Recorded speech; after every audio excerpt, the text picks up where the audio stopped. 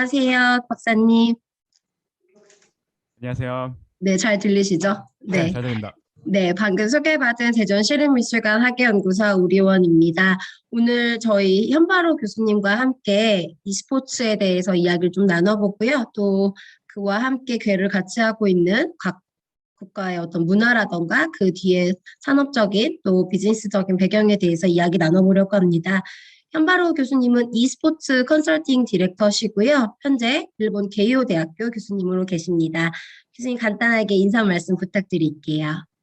예, 반갑습니다. 예, 지금 동경에 있고요. 현바로라고 합니다. 뭐 회사 원래 본업은 이제 경영 컨설팅으로 유명한 회사에서 디지털 콘텐츠 어드바이저리를 담당하고 있는 리드하고 있는 역할을 하고 있고요.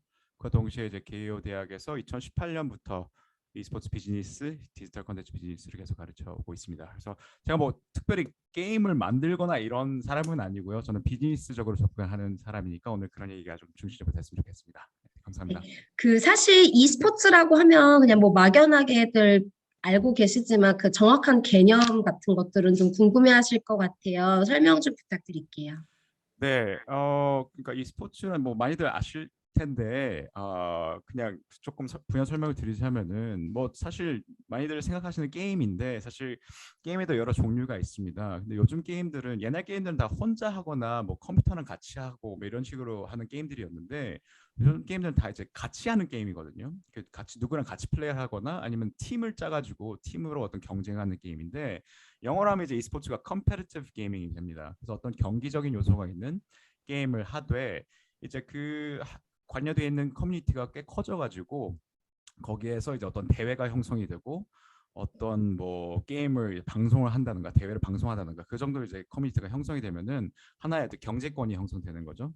그래서 그거를 이제 전반적으로 이제 e스포츠 씬이라고 보고 있고요. 그래서 뭐 모든 게임을 다 e스포츠라 보기 힘들지만은 어떤 경기적인 요소, 사람과 할 때 어떤 경기적인 요소가 있는 게임을 e스포츠라고 보시면 될 것 같습니다.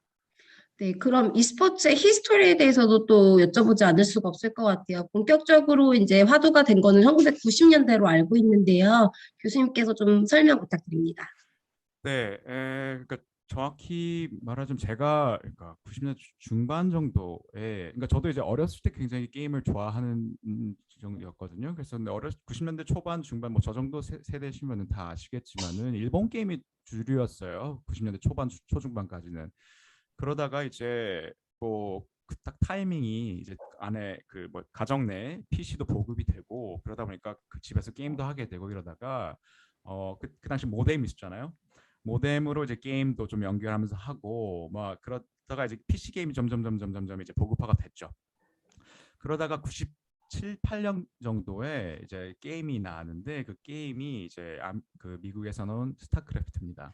블리자드에서 만든 건데 그 게임이 엄청나게 성공을 했어요. 한국에서 유난히. 그게 어떻게 보면 이제 e스포츠의 시초가 됐는데 이 그 스타크래프트 뭐 거의 다 아시겠지만은 이제 전략 게임입니다. 이게 리출시가로 하는 전략 게임이고 뭐 1대1로도 잘 하지만 팀을 짜서도 할 수 있는 거고 굉장히 바쁘고 아무튼 빠지면 되게 재밌는 게임이란 말이에요. 근데 또 보는 사람도 재밌는데 뭐 거기까지는 괜찮았어요. 근데 그 당시에 집에 이제 PC가 있는 사람들은 뭐 스타크래프트 즐길 수 있었겠지만은 뭐 집에 PC 없는 분도 꽤 많았기 때문에 그런 굉장히 인기가 많아서 가지고 어떻게 해서든 그 게임을 하고 싶다 하는 그 시장의 수요도 있었단 말이에요. 그래서 그거를 대응하기 위해서 나온 이제 비즈니스 모델이 그 당시 PC방이었고 그 당시 PC방이 갑자기 생겼는데 그게 엄청나게 폭발적으로 인기가 끄니까 이게 뭐 2000년대 정도 되니까 이제 전국적으로 PC방 2만 개 정도가 생겼어요. 정확한 수치로 2만 개 넘게 생겼어요. 그러니까 좀 어디 가나 이제 PC방에 있는 상황이 생긴 거예요. 근데 거기까지는 좋았는데 이제 한 번 더 99년 정도에 다들 아시겠지만은 온게임넷이라고 e스포츠를 전문적으로 하는 방송이 생겼어요.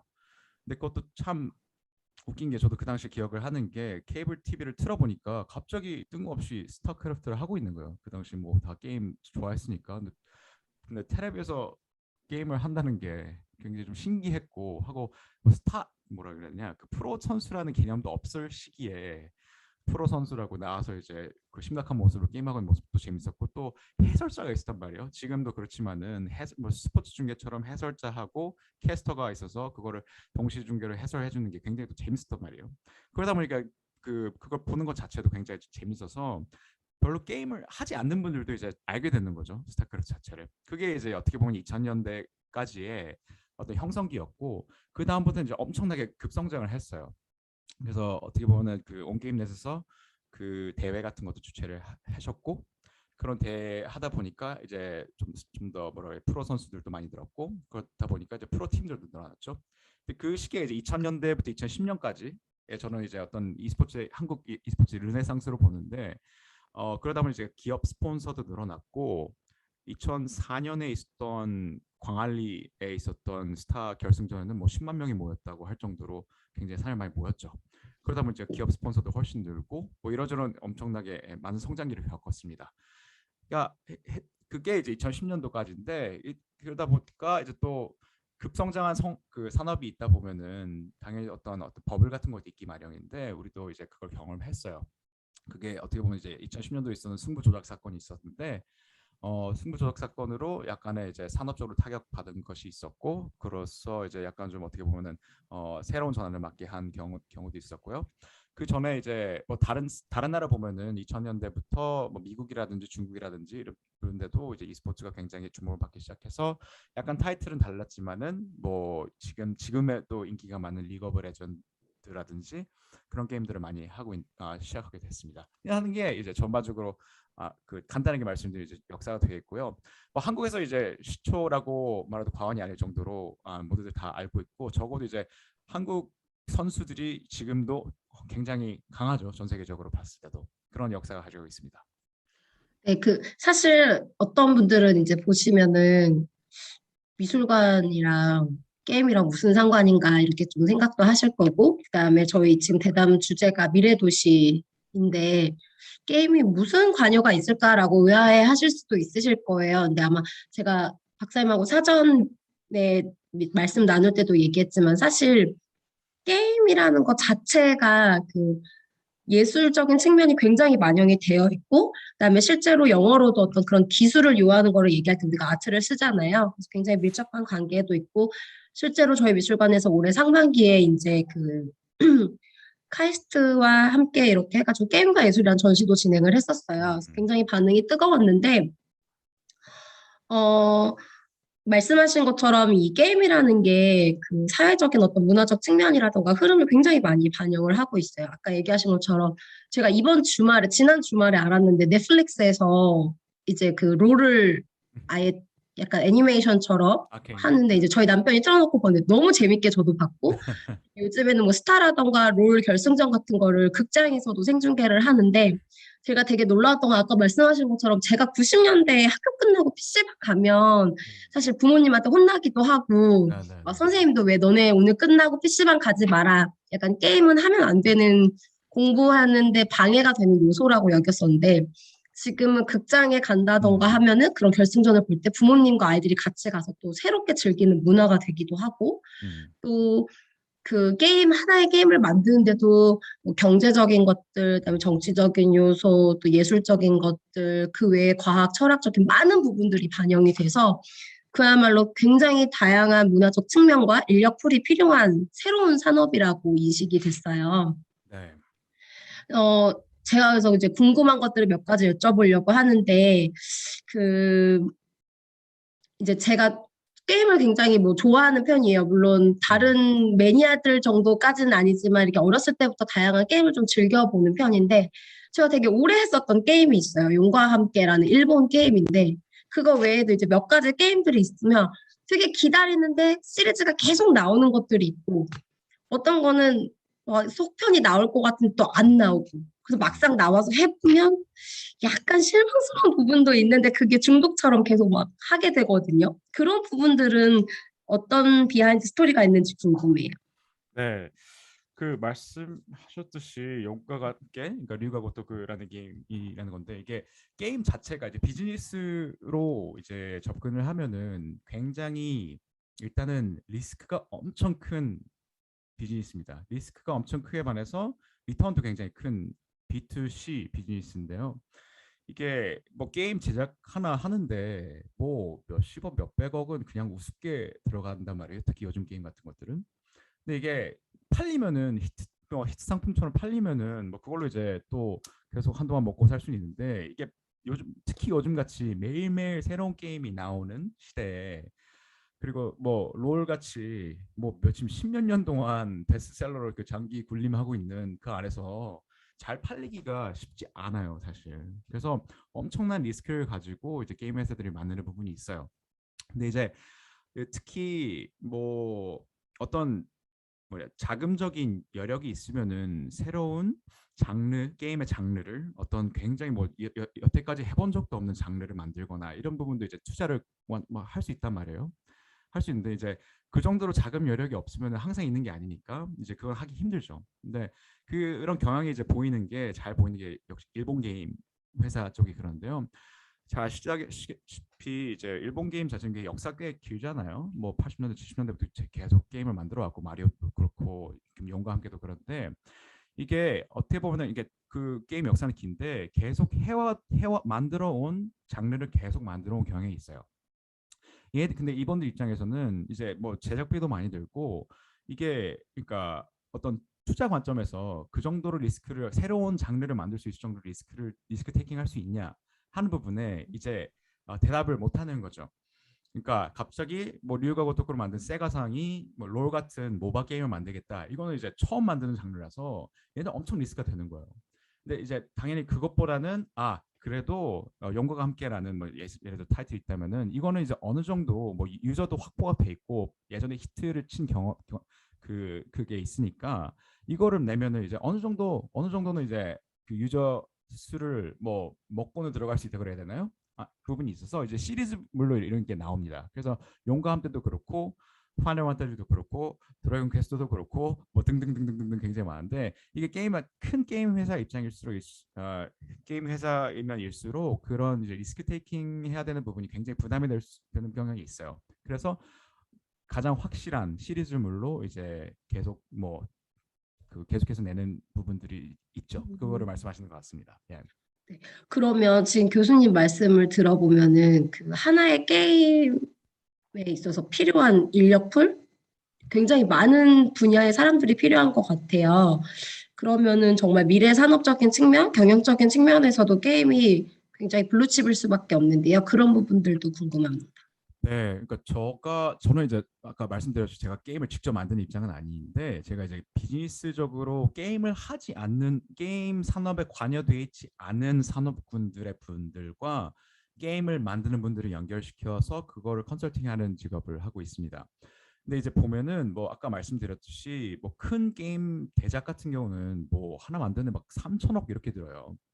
근데 그게 그 쉽게 이해하시려면은 이제 뭐 시스템 개발이라든가 아니면 영화 제작을 보시면 될 것 같은데 왜 영화 제작도 뭐 그것도 영화도 하나 예술이잖아요. 예술 작품으로 볼 수 있는 거고 하고 거기에 관여된 부분들이 굉장히 많은데 게임은 제가 봤을 때 어떻게 보면 좀 더 영화보다도 좀 더 어려운 게 훨씬 그러니까 제작하기가 힘들다고 저는 생각하는데 개인적으로 왜냐면 이제 영화는 어떤 스크립트가 있어가지고 그거를 이제 뭐 어떤 그 영상물로 이제 구현을 해서 그 이제 최종적으로는 소비자가 보면 되는 거예요. 되는 건데 게임은 기본적으로 인터랙티브한 예술이란 말이에요. 그래서 뭐 어떤 전반적인 큰 스토리랑 룰이 짜여져 있지만은 이게 누가 어떤 조작을 하느냐에 따라서 그 개인 체험은 전혀 다 다르단 말이에요.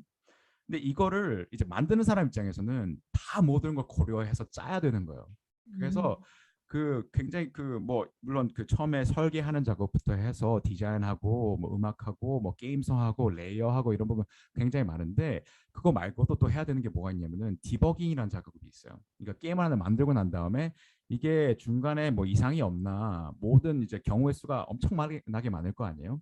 그거를 디버깅 해야 하는 작업도 엄청나게 오래 걸리고 그러니까 제가 봤을 때는 영화 제작보다도 훨씬 더 이제 더 많은 노력이 필요한 부분이 있는 거죠. 그러다 보니까 이제 제작비가 뭐 3천억 뭐 그런 몇 천억대로 올라가는 건 뭐 예사롭지 않는 지금 세상이 돼 있습니다. 그 e스포츠 컨설팅 디렉팅을 해주시잖아요. 네. 그러면은 이게 말 그대로 왜 저희가 음식점을 하나를 만들더라도 그 거기 스팟이라던가 지역적인 특색에 따라서 컨설팅 내용이 달라지는데 그럼 네. 한국과 일본의 어떤 e스포츠 컨설팅 교수님 경험상으로 어떤 부분이 가장 크게 다르고 고려하시는지 궁금합니다. 네, 좋은 질문입니다. 제가 그러니까 하는 저의 지금 본업의 회사는 막 글로벌 이제 기업이고 한국에도 이제 있고 이제 월 경영 컨설팅으로 유명한 회사인데 이제 그 안에서 e스포츠라는 부분을 만들어서 좀 하고 있습니다. 근데 한국과 일본을 보면은 그러니까 좀 특이한 점이 있어요. 그러니까 한국은 일단은 그 역사적인 관점으로 보면은 예전에는 게임 시장 규모가 굉장히 작았던 그 나라인데 90년대에 e스포츠를 어떤 그 하게 됨으로써 하고 CJ 뭐 온게임넷 이런 그 기업들이 리더십을 보여줌으로써 지금은 뭐 세계 e스포츠 선진국이라고 볼 수 있는 나라들 한국, 중국, 뭐 미국, 뭐 독일 뭐 이런 부분들이 있는데 그 안에 뭐 속해져 있어요. 그래서 어떻게 보면 역사 가장 길어요 한국이. 그러다 보니까 일단은 인재 인프라하고 문화적인 부분에서 그 인지도가 굉장히 높고 e스포츠 단어 자체가 음. 상대적으로 하고 재미있는 비즈니스 사례들이 많아요. 그런 부분들은 이제 한국적인 요소가 있는데 일본은 반대로 또 좀 특이한 게 일본은 이제 게임 산업으로 보면은 글로벌 탑 3위예요. 중국, 미국 다음으로 일본이 제일 큰데 그래서 엄청나게 큰 시장을 가지고 있어요. 게임에서도 엄청나게 많이 가지고 있고 뭐 IP 뭐 캐릭터라든지 이런 것도 엄청 많이 갖고 있잖아요. 그건 있는데 신기하게도 e스포츠 산업 관련해서는 굉장히 느렸어요. 그래서 음. 일본에서 e스포츠 시작은 2018년이다라는 얘기가 있을 정도로 그 전까지 아무런 어떤 없었어요 활동이. 그 2018년 이전에는 저도 이제 일본에 온 지 지금 5년 됐는데 그 제가 갔을 당시 2016년 17년도에는 사람들이 e스포츠라는 단어 거의 몰랐어요. 그 정도로 이제 게임하는 사람은 거의 인구의 반이 게임을 하는데 e스포츠는 뭔지 모르는 그런 상황이었단 말이에요. 그러다 보니까 약간 좀 특이한 게 그러니까 게임을 만드는 것 자체는 어떻게 보면 장인 정신이 들어가 있는 어떤 물건을 만들고 서비스를 만드는 이런 부분 이런 사업이잖아요. 거기는 굉장히 특화되어 있는데 자 만들어낸 어떤 그 물건이나 서비스를 가지고 e스포츠와 같은 그건 어떻게 보면 2차 산업이잖아요. 그런 데는 이제 조금 되게 약한 부분이 있었어요. 아직 그 전혀 사례가 없었던 부분이 있었어요. 그러다 보니까 일본에서는 게임 대국임에도 불구하고 한국이나 미국이나 중국과 같은 e스포츠 산업이 발전해 있는 곳에서 이제 비즈니스 사례를 굉장히 참고로 많이 하죠.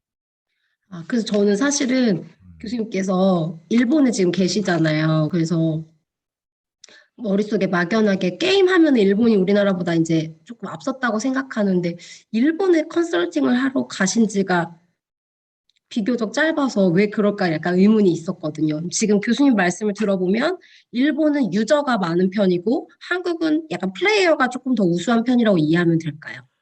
그렇죠. 그러니까 어떻게 보면은 그러니까 일본도 게임 산업이 굉장히 발전하는데 잘 줄거리 잘 얘기하는 게 이제 다른 나라랑 비교했을 때 약간 갈라파고스적인 부분이 있었어요. 일본은 약간 벡터가 좀 치가 그 다른 방향 방향으로 발전해 부분 게 있어서 그래서 뭐라고 그래야 되냐 그 한국 같은 경우는 사실 게임 회사들이 많이 없었단 말이에요. 그래서 외국에 있는 게임을 가지고 어떤 2차적인 놀이 요소로 e스포츠가 발전하든지 그런 부분이 많았었는데 일본은 반대로 이제 자국에서 만든 게임을 가지고 그걸 가지고 뭐 어떤 게임 센터를 만들든지 뭐 그런 부분들은 있었단 말이에요. 근데 e스포츠는 약간 문맥이 좀 있죠. 왜냐하면 e스포츠의 정말 코어는 보는 재미란 말이에요. 아까 음. 우리 그 큐레이터님 말씀하셨듯이 보는 게 굉장히 재미있는 부분이 이제 원래 하던 게임하고 좀 다른 부분에 원래 게임 자체는 이제 플레이어 게임을 하는 사람을 타겟으로 한 시장이란 말이에요. 그러다 보니까 이제 게임을 만들거나 게임을 직접 플레이하는 그 군에 속하지 않는 이상 어떻게 연결이 될 수 있는 방법이 없어요. 산업적으로, 비즈니스적으로. 근데 e스포츠가 되가 e스포츠가 되면서 약간 패러다임 시프트가 된 게 단지 게임을 하는 것만이 아니라 보는 사람도 이제 즐길 수 있는 게임을 엄청나게 그 경기를 하는 모습을 즐기는 게 스포츠와 같이 이제 그런 즐기는 것도 하나의 컨텐츠가 될 수 있는 게 이제 굉장히 큰 부분이라 가지고 그러다 보니까 굳이 게임을 만들지 않아도 그 뭐 프로 팀을 가지고 있다든지 뭐 선수로 활약을 한다든지 스폰서로 활약을 한다든지 아니면 대회를 주최하는 걸로 활약하든지 그런 식으로 이제 기업들이 관여할 수 있게 된 거죠. 그런 부분들이 약간 있다 보니까 어떻게 보면 약간 방향성이 점점 다르게 발전이 되었던 것 같습니다. 그럼 e스포츠 산업이라는 게 굉장히 사실은 되게 방대한 거네요. 그죠? 아까 말씀하신 네네. 것처럼. 굉장히 제가 방. 지난주에 롤을 넷플릭스로 이제 애니메이션을 보는데 네. 너무 애니메이션 그림이 너무너무 예쁜 거예요. 음. 근데 제가 이제 딱 첫 번째 드는 생각, 근데 일본에서 그린 게 아니네? 근데 롤이 일본 게임이 아닌데도 약간 뭔가 음, 애니메이션, 게임 하면 자꾸 아, 일본을 생각을 하게 되는데 너무 재밌고 사실 넷플릭스 자체가 이제 뭐 동양권 회사는 아니잖아요. 네. 그럼 이제 제가 궁금한 거는 e스포츠의 미래에 대해서 이제 우리가 생각할 수밖에 없는데 가장 좀 유망하고 또 실제로 많이 활성화되고 있는 국가는 어느 지역일까요? 지금 보면은 뭐, 그러니까 물론 한국도 그 중에 하나라고 생각하는데, 중국 같은 경우는 뭐 지금 e스포츠 시장 1위라고 볼 수 있고요. 하고 북미권이라고 볼 수 있겠습니다. 뭐 유럽도 당연히 그 영국이라든지 독일이라든지 굉장히 큰 시장이 확보가 돼 있는데, 중국 같은 근데 이게 또 나라별로 보면은 조금 약간 발전 경향이 있어요. 이게 있는 게 예를 들면은 중국 같은 경우는 그러니까 기업의 역할이 컸어요. 게임을 만드는 회사, 어, 게임을 만드는 회사도 있었고 e스포츠 대회를 하는 회사도 있는데 대표적인 걸로 텐센트가 된 거죠. 근데 아실 것 같은데 텐센트가 좀 웃긴 게 얘네들 원래 이분들이 원래 게임을 만드는 회사가 아니었단 말이에요. 완전히 다른 직종의 회사였는데 제일 먼저 한 게 롤에 그 뭐라 그래야 되지? 디스트리뷰션 라이트라 그래야 돼? 판매권을 중국에 대한 판매권을 독점을 했어요. 그래서 그걸로 이제 중국에다가 그 디스트리뷰트 해가지고 거기서 얻은 돈으로 아예 라이엇 게임즈를 사버렸죠.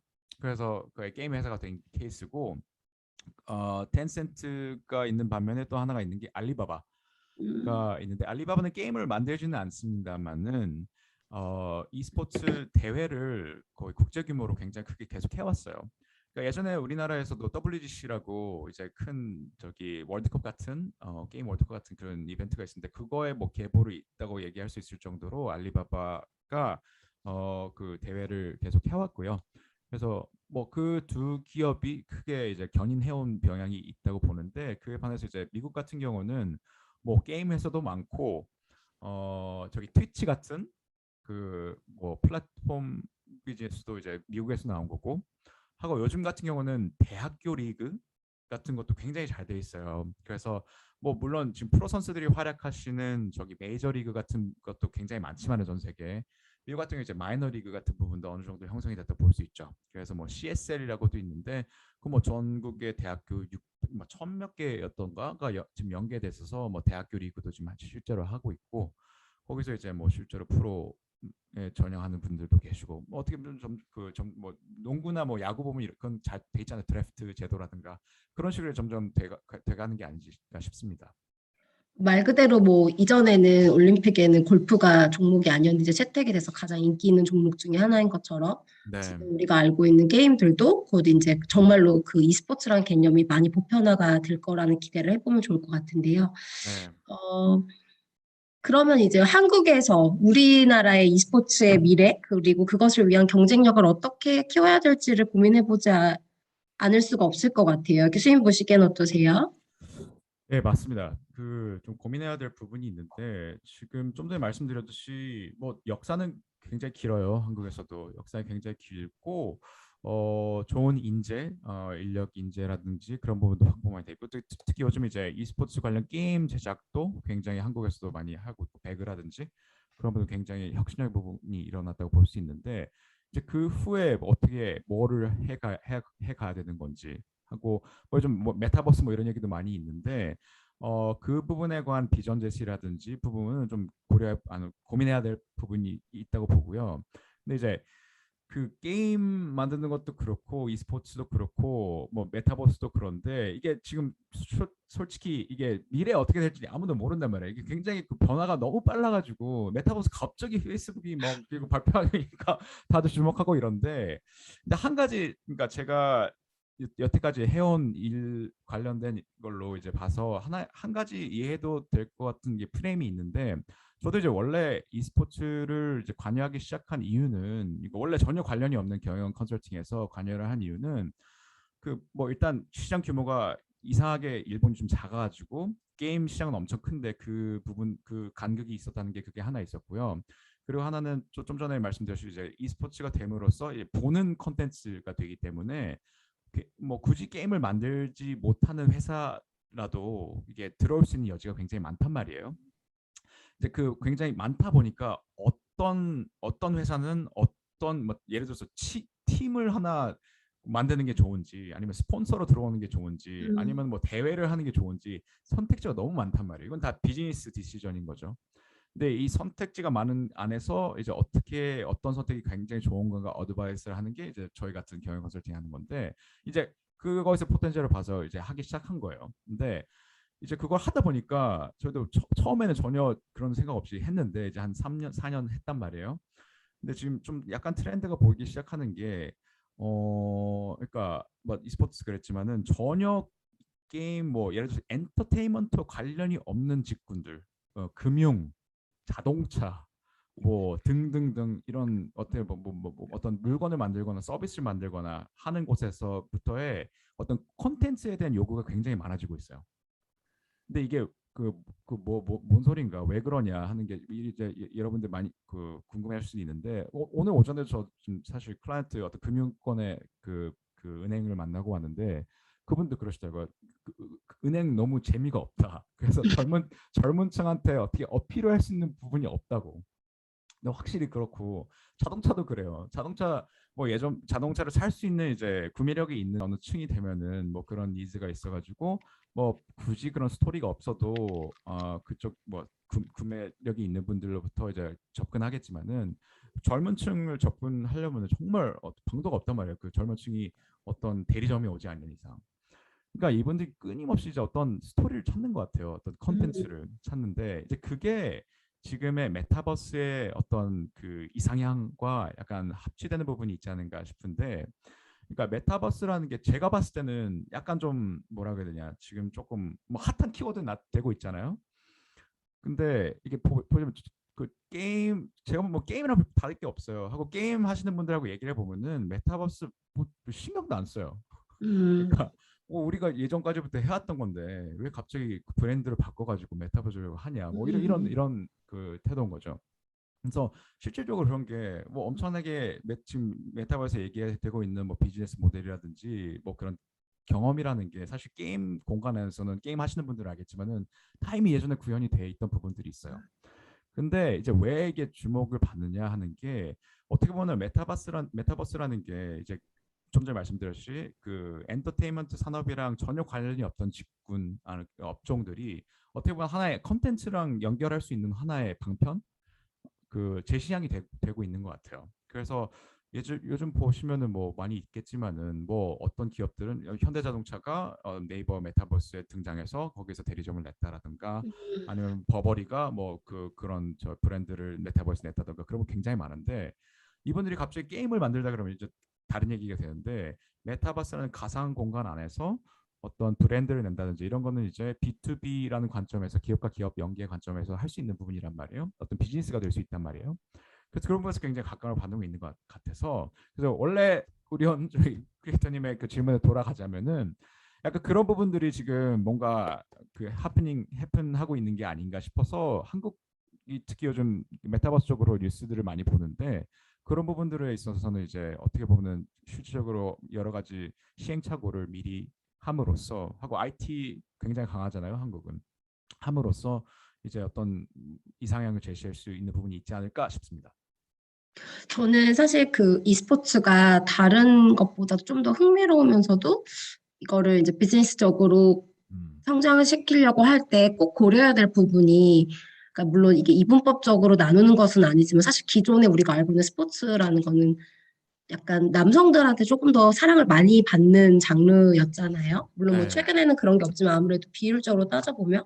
근데 사실 게임도 마찬가지예요. 지금 우리 여기 음, 들어와 계신 분들 중에도 있으면 그 경험 있을 거예요. 남자친구나 음, 뭐 본인의 연인이나 친구가 막 게임 너무 많이 하는 거 너무 싫어서 그걸로 싸워본 커플들이 있을 건데, 이게 반면에 아까 말씀하신 것처럼 메타버스라던가 제가 예전에 했었던 뭐 프린세스 메이커라던가 뭐 동물의 숲 같은 게임들은 여성들한테도 굉장히 인기가 많은 게, 뭔가 그거를 키우고 뭐 예쁘게 꾸미고 하는 그런 또 약간의 그런 취향의 문제도 있단 음, 말이에요. 근데 음, e스포츠가 말씀하신 것처럼 그렇게 전반적으로 많이 포괄적으로 성장을 하려고 하고 또 기업이 경쟁력을 가지면 그런 부분들도 많이 고려를 해야 된다고 저는 생각을 하거든요.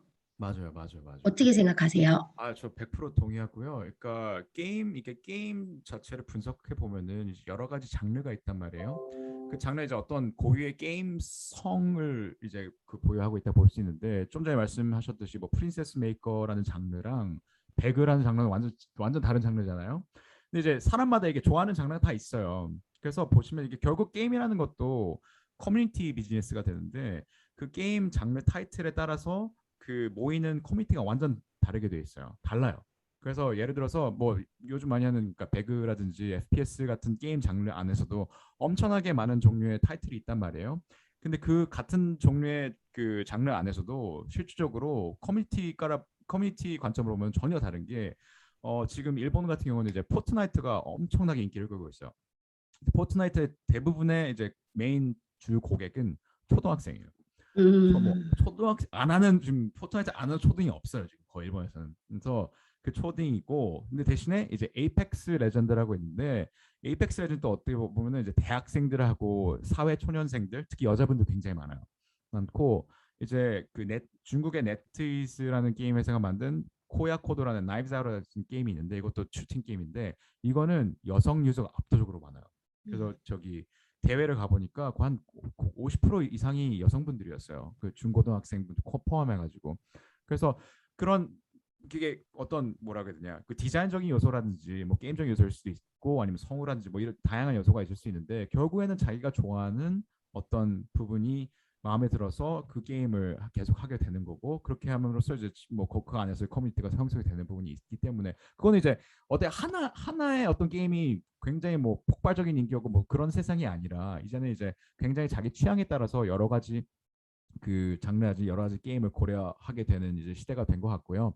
이제 실질적으로 뭐 비즈니스적인 측면에서도 그런 예를 들어서 어떤 타겟층을 어프로치 하고 싶다라는 부분이 있으면은 그 부분을 간과하면은 이제 실질적으로 그 타겟팅이 안 되겠죠. 예를 네. 들어서 그 초등학생을 타겟하고 싶은데 갑자기 포트나이트가 아니라 다른 게임을 해버리면 이제 완전 핀트가 나가는 거겠죠. 그러니까 말씀하신 것처럼 내가 개인이 할 때는 취향의 문제이기 때문에 없지만 이게 만약에 비즈니스적인 측면으로 가면 정말 대중적인 요소를 고려하지 않을 수는 없는 것 같아요. 사실 음, 미술도 마찬가지거든요. 미술관 전시도 이제 현대미술이라는 게 굉장히 장르나 매체가 다양해지다 보니까 정말 미술관 전시를 기획을 하는 입장에 있어서도 그런 문화적인 요소, 커뮤니티적인 그런 취향 같은 것들을 다중적으로 포괄하는 걸 많이 생각할 수밖에 없는 것 같아요. 음, 뭐, 결은 조금 다르지만 왜 최근에 지금 전 세계적으로 많이 인기를 얻고 있는 우리나라 오징어 게임이라는 드라마도 네. 마찬가지인 것 같아요. 그러니까 같은 게임은 아니지만 사실 음, 이 드라마 스토리가 우리나라 사람들한테는 한국 사람들한테 그렇게 막 엄청나게 획기적인 스토리는 아닌데 전 세계적으로 이게 지금 인기를 얻고 있는 데는 많은 이유가 있겠지만 약간 그 전세적으로 코비드 음, 코로나를 음, 겪고 있고 마음적으로 많이 심리적으로 불안한 사람들한테 새로운 커뮤니티의 위안이 필요해서 저는 이 코드가 맞는다고 생각을 음, 하거든요. 네, 네, 혹시 네. 게임도 그런 예가 있나요? 약간 그런 타이밍, 뭐 그런 거에 따라서 좀 성공했었다던가 실패했었다 좀 사례가 있으면. 네, 네, 있죠. 그러니까 게임 같은 경우는 뭐 좀 전에 메타버스 얘기도 있었는데 대표적인 예가 이제 세컨드 라이프라는 게임이 있었어요. 이제 이거는 이제 메타버스를 최초로 시도한 게임인데 2003년에 나왔어요. 근데 2003년에 그러니까 지금 모두 다 영화하는 메타버스의 컨셉을 가지고 뭐 게임이긴 한데 게임이 아닌 그 안에서 이제 실제로 게임 안에 경제권이 형성이 돼 있고 뭐 자기가 어떤 게임 안에서 뭐 물건을 만들든지 저작권을 자기가 가질 수 있을 정도로 그럴 좀 자유도가 높은 게임이었어요. 근데 그럼에도 불구하고 이제 잘 안 됐어요. 근데 그게 약간 시대를 앞서간 부분이 있었다고 이제 많이들 평가를 하는데 2003년이면은 사실 인터넷 그 당시 보급되고 나서 뭐 우리나라 치면 월드컵과 직후란 말이에요. 그 정도의 시기에 뭐 우리나라 같은 경우는 아마 스타크래프트 한창 여강하고 있었을 시대에 갑자기 무슨 뭐 가상현실 공간에서 자기가 어떤 물건을 가상 공간 안에서 만들고 그 저작권을 가지고 어떤 경제 활동할 수 있고 이런 완전 굉장히 참신한 거잖아요. 네, 그쵸. 네. 근데 너무 빨랐어요. 너무 음, 빨라서 어떻게 보면 그러니까 여러 가지 문제가 있었는데 뭐 문제라기 아직 그 당시 시대가 못 받쳐주는 부분들이 굉장히 많았었는데 예를 들어 뭐그 당시에 그 컴퓨터적 하드웨어적인 부분도 있었고 통신 속도적인 부분도 음, 있었고 하고 게임 안에서도 이제 저작권이라는 게 굉장히 중요시 되거든요. 특히 이런 이제 어떤 뭐 사고 팔거나 이제 가상 공간 안에서 사고 팔거나 이 부분들이 이제 그런 부분이 아직 많이 정리가 안 돼 있는 부분들이 꽤 있었다고 생각해요. 음, 그래서 잘 안 됐었는데 결국엔 잘 안 됐어. 그래서 좀 비운의 게임이었던 부분이 있는데 근데 지금 20년이 지나가지고 갑자기 이제 메타버스가 막 또 이제 지금 엄청나게 곽강을 받고 있잖아요. 그래서 또 세컨드 라이프가 또 많이 화제가 되고 있어요. 음. 맞아요. 2003년이면 저는 와우 맞고 이런 거 했었던 것 같고 그것도 집에서는 속도가 안 나와서 예. 약간 PC방 PC방 가는 가서 어디가 잘 나온다더라 막 이러면 거기 음, 갔었던 아직 그 시대인 것 그 같아요. 시대죠. 아, 아, 그러면 와우. 약간 그렇게 좀 지난 게임들을 다시 투자해서 이렇게 개발하는 그런 경우도 있으시겠네요.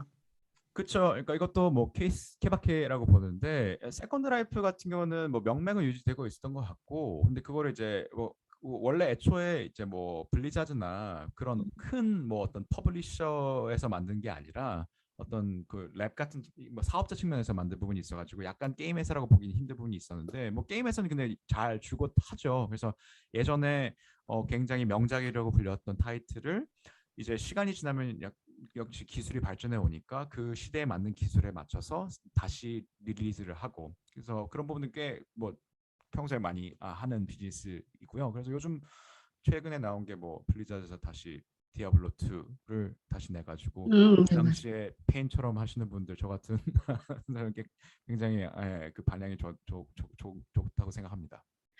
그, 또 질문을 몇 분들이 주셨어요. 제가 순차적으로 좀 네. 질문을 답변을 드리겠습니다.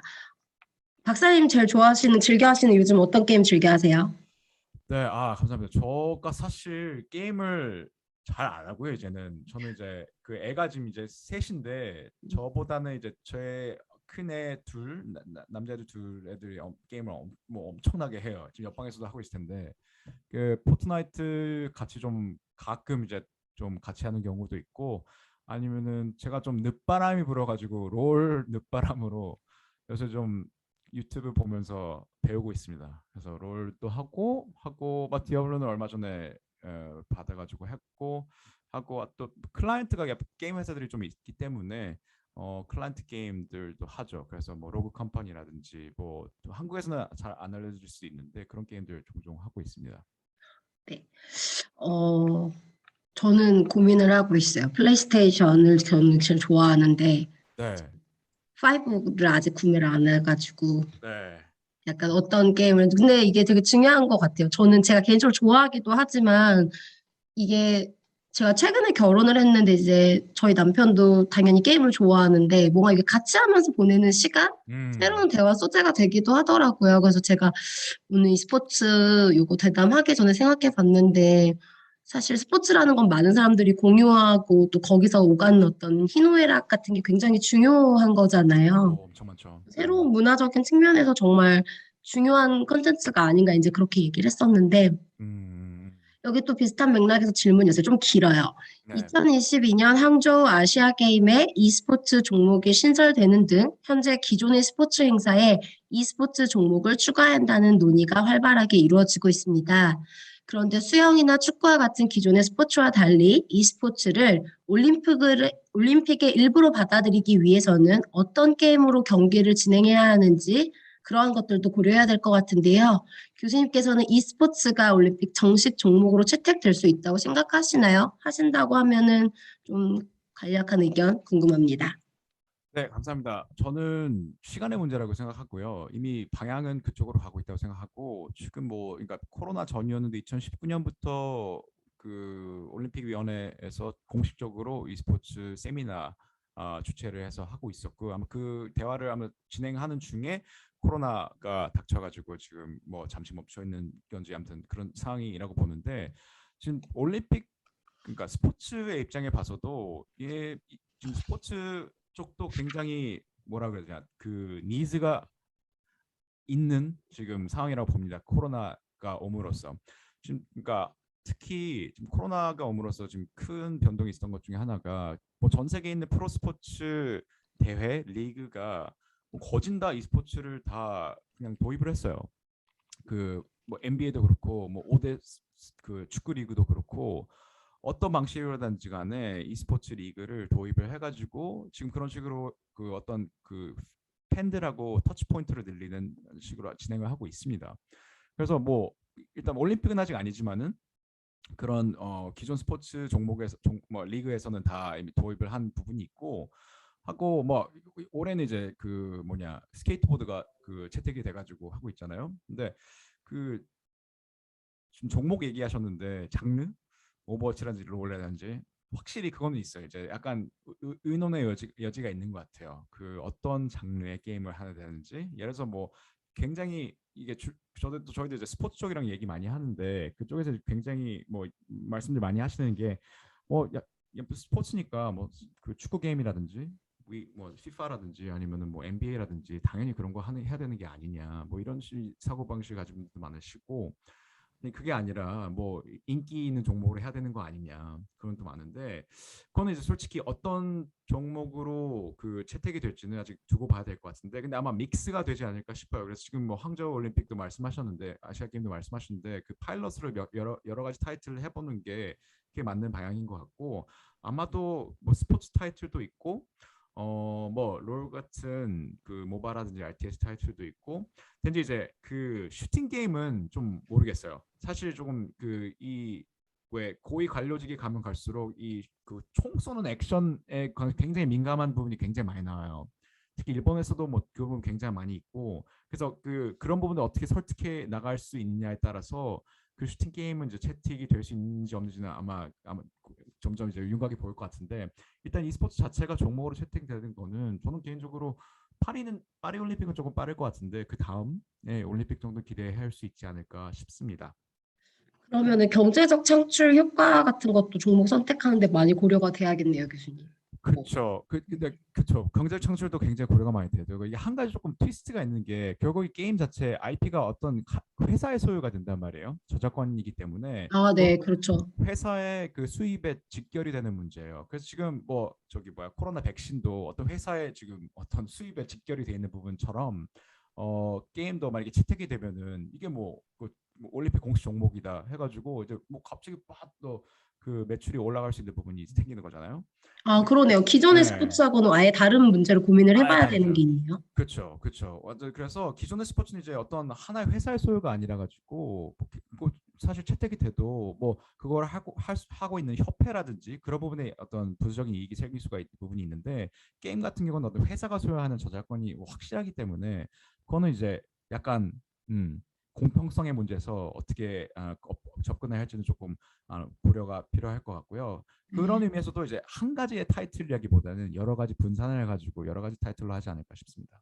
아, 그러네요. 그런 거는 아예 생각하지 못했던 부분인데, 왜냐면 또 요즘에 최근에 주식이 한국에서 굉장히 핫한 열풍인데, 네, 만약에 어떤 특정 게임이 그런다면 이제 그런 부분들도 저작권 문제도 그렇고 확실히 이전하고는 다른 여러 가지들이 생길 수밖에 없겠네요.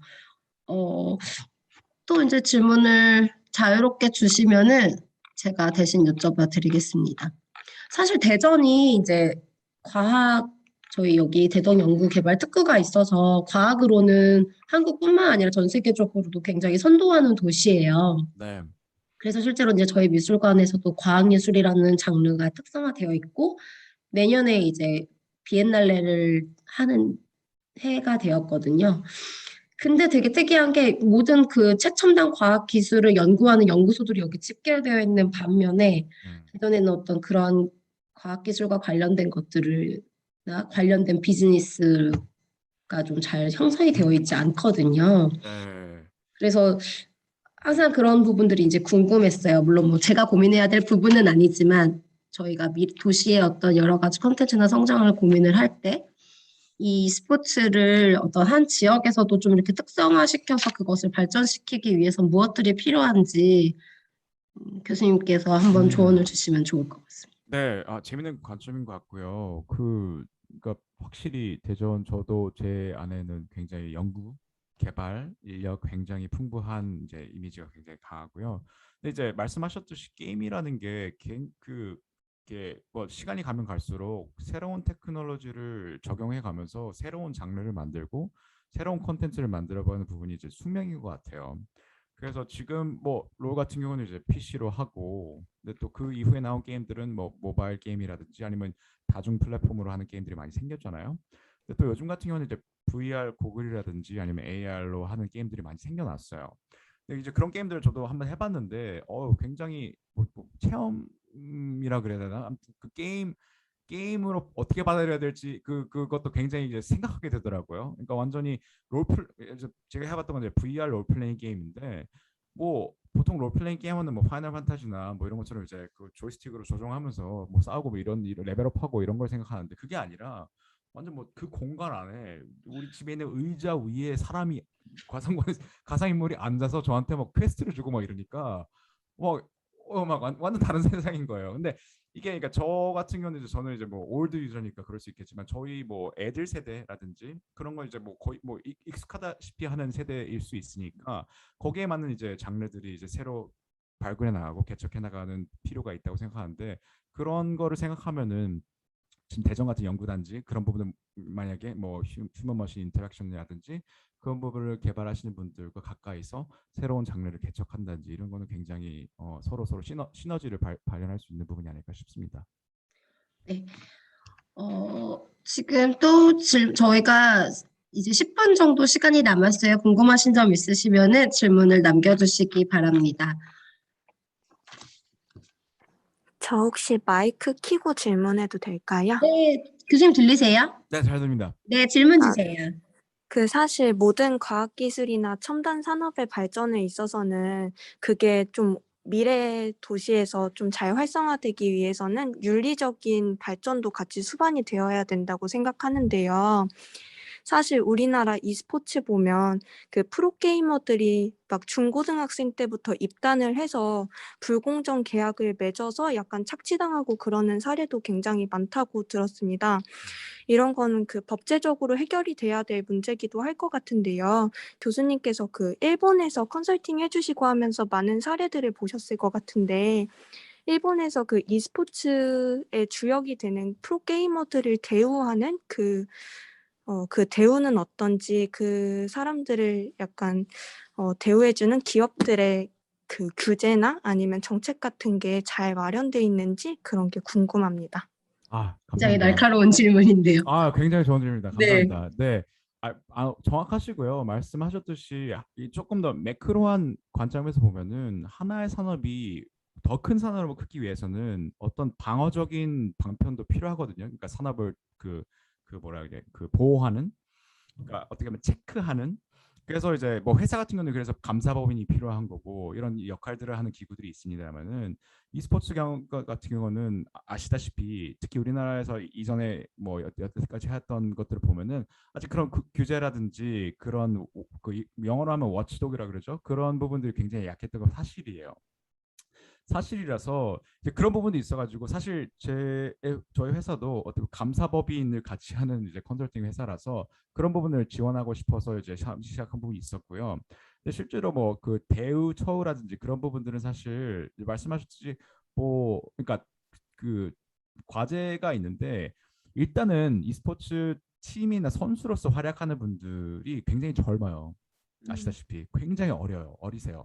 그래서 물론 게임은 굉장히 잘할 수 있는데, 이제 기업을 운영하는 입장에서 이게 기업가로서 경험이 굉장히 많냐 이러면은 그건 약간 좀 어, 약한 부분이 있고요. 그래서 실질적으로 기업을 운영하는 데 있어서 혹시 필요한 회계적인 부분이라든지 뭐 법률적인 부분이라든지 이런 거를 자력으로 모든 걸 다 할 수 없단 말이에요. 힘들고 굉장히.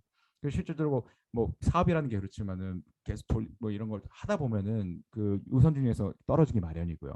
그래서 그런 거를 지원해주는 사회적인 인프라가 필요하다고 하고 또 그런 거죠. 그 실제로 또 잘 있는 게 스폰서 기업들하고 그 팀들 안에서의 이제 뭐라 그래야 되냐 트러블들인데, 일본에서도 되게 잘 있는 게 뭐냐면은 워낙에 이제 e스포츠라는 산업의 역사가 특히 이번에는 짧다 보니까 뭐 기업들은 이제 뭔가 이게 젊은 층과는 연결이 될 것 같은 감은 있는데 자, 오케이. 돈을 내겠어. 스폰서를 하겠어. 뭐 1억을 내겠어. 그럼 이제 1억에 대한 대가로 보통 이제 다른 뭐 광고 채널 같으면은 뭐 몇 명 뷰어 몇 명이 리치가 뭐 됐다 뭐 이런 어떤 정량적인 그 정의가 잘 돼 있거든요. 비교적.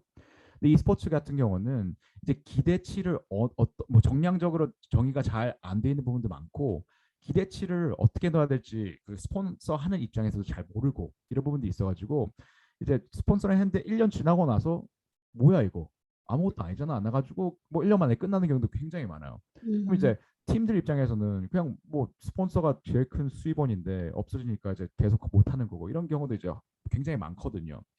그래서 그런 부분들이 다 하나같이 어떻게 보면은 이제 뭐 하나의 그 기업이라든지 팀이 뭐 열심히 하자라고 해서 극복할 수 있는 부분이 아니라 말씀하셨듯이 이거는 뭐 그 공적으로 접근해야 할 부분이 있고 나라에서 지원해줘야 될 부분이 있고 아니면은 뭐 산업군으로 봤을 때 저희 같은 이제 감사법인 같은 아니면 은행 같은 어떤 신용을 담보로 하고 어떤 그런 인프라적으로 접근해야 되는 부분들이 있고 그런 분들이 이제 여러 가지 이제 나눠서 생각할 부분이 있고요. 또 교육적으로 접근해야 할 부분도 있고요. 음. 그래서 뭐 예전에 그 이것도 그 하나의 사례인데 그 승부조작 사건이 있고 난 다음부터는 그 뭐 한국에서도 캐스파에서도 뭐 프로 선수가 되면은 어떤 일정 시간 이상의 그 수업은 들어야 된다 이런 규정도 생겨났고 근데 그런 게 사실 훨씬 더 엄격하게 프로라는 거뭐 인증 그 안에 그 구축이 돼야 된다고 생각하고요. 근데 그런 부분들은 사실 간과하기 쉬워요. 사업하는 입장에서 보면은. 그래서 그런 것들은 어떻게 보면 사업자의 전적으로 맡기다기보다는 나라와 같이 정부와 같이 지원을 해야 되는 부분이 있다고 생각합니다. 저도 그래도 e스포츠에 대해서 제가 많이 어느 정도는 알고서는 오늘 대담을 준비했다고 생각했는데 실제로 말씀 나눠보니까 굉장히 우리가 생각하는 거 뭐 단순히 게임 이런 것들이 아니라 그 외에도 고려져야 되고 사회적으로나 제도적으로 마련되어야 될 부분들이 정말 많은 것 같아요. 그래서 교수님처럼 이렇게 분명한 디렉팅 그리고 컨설팅에 대한 이해도 필요한 것 같고요. 끝으로 좀 교수님께서 바라보시는 한국의 e스포츠의 미래, 그리고 그것을 준비하기 위해서 어떤 것들이 필요한지, 네, 말씀 부탁드립니다. 마지막이 제일 어려운데요. 네, 그러니까 저 개인 뭐 바람이라고까지는 없고요. 일단은 제가 봤을 때 원래 e스포츠라는 것 자체도 예전에 뭐 90년대 그 단어 자체도 없었잖아요. 그냥 다 스타 이러고 했었지. 이 정도로 클 줄은 아무도 몰랐을 것 같아요. 저도 그렇게 생각하고 있고. 근데 그 당시 중요했던 게 어떤 시장의 니즈가 있었고 그런 뭐 PC방이 생겨났고 뭐 저기 뭐 온게임넷이 생겨났고 그런 것들이 어떤 계획적으로 일어난 게 아니라 이제 굉장히 뭐라 그러냐 제가 봤을 때 이제 한국 사람들이 노는 거 좋아하고 놀이문화 굉장히 중요시하고 그런 시장의 니즈에 맞추다 보니까 새로운 비즈니스 모델이 나오고 이런 부분이 있었던 것 같아요. 지금 이제 뭐 오징어 게임도 그렇고 요즘 한국 영상 콘텐츠도 굉장히 잘 되고 있는데 저희가 그러니까 세계적으로 봤을 때 역시 좀 한국에 기대하는 부분은 이런 놀이 문화에 대한 어떤 뭐라 진정성이라 그래야 되나요? 예, 어떤 놀이 문화를 하나의 그냥 뭐 단순하게 놀이 문화를 끝나는 게 아니라 어떤 그거를 뭐 훨씬 부가가치가 높은 어떤 상품으로 만들든지 어떤 경험으로 만들든지 어떤 뭐 그런 부분들을 확실히 다른 나라 다르게 조금 한국만의 뭐 특별한 게 있다고 생각하고 그런 부분들을 이제 앞으로 e스포츠도 그렇고 게임도 그렇고 메타버스에 관련돼서는 좀 더 기대하고 싶은 부분이 아닐까 싶습니다. 네, 대답이 됐나요? 박사님, 감사합니다. 저희가 이 디지털 환상도시 과학예술 대담이 오늘이 마지막이고 총 5회로 진행이 됐는데요. 처음 시작은 이제 뭐 고대 뭐 정신의학적인 분석과 예술에 대한 부분, 중간에 뭐 메타버스, 인공지능, 그리고 오늘 e스포츠까지 이어졌는데 각각의 주제나 장르, 분야는 조금 달랐지만 결국에는 그 코어에는 인간이 좋아하고 즐기는 것들, 그리고 그것을 어떻게 키워나가는지에 대한 고민이 있었던 것 같습니다. 오늘 현바로 교수님 너무 긴 시간, 좋은 시간 감사드리고요. 오늘 교수님과 함께한 영상은 대전시립미술관 유튜브 채널에서도 다시 한번 확인할 수 있습니다. 다시 한번 교수님 감사 말씀드리고요. 뭐 위드 코로나라고는 하지만 건강 지키시면서 잘 지내시기 바랍니다. 감사합니다. 감사합니다.